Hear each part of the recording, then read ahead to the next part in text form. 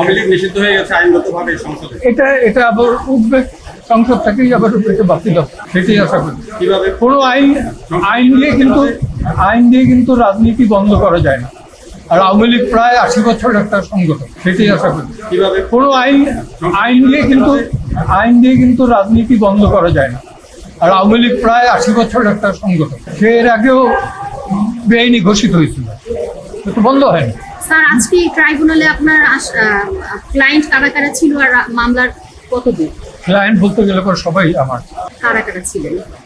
আমির হোসেন আমর, শাহজাহান খান, তৌফিক এলাহি, শামসুদ্দিন চৌধুরী মানিক, জুনায়েদ পলো, তারপরে আবু আহমেদ জামাতদার সাহেবের ছেলে, 2জন পুলিশ কর্মকর্তা আর কি, এই আর কি। মানে ভাই একটা বিষয় যে মানে আওয়ামী লীগ নিষিদ্ধ হওয়ার পরে কি দেশে পলিটিক্যাল অঙ্গনে একটা ভ্যাকুয়াম তৈরি হয়েছে এবং সেই ভ্যাকুয়ামটা কি কেউ কোনো অপশক্তি দখল করার চেষ্টা করছে, এরকম মনে হয় আপনার কাছে?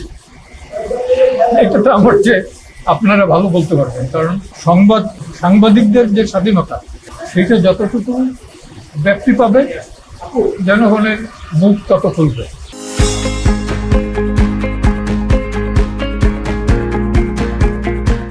একটা কথা সে বলছে যে জুডিশিয়ারিতে আমরা রেভিনিউ দেই 15,000 কোটি টাকা, কিন্তু বরাদ্দ আমাদের কত? 2200 কোটি, বিটিভির চেয়েও কম। এইভাবে তো বিচার কার্য কিভাবে চলবে?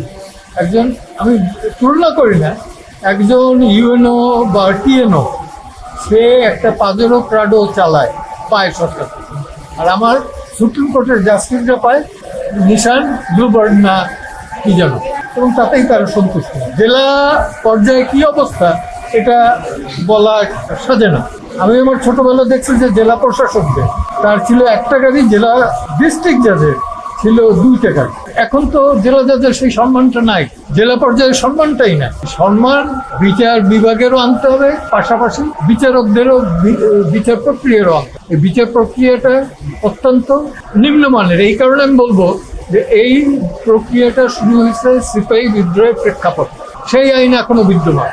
এখন বিদ্রোহী সিপাহীদের বেলা যে আইন ছিল, সেই আইন দিয়ে যদি জনগণের শাসন করতে চায়, সেটা জনগণের আইন তো হইতে পারে, শোষণের আইন হইতে পারে, শাসকের আইন হইতে পারে, এটার পরিবর্তন চাই।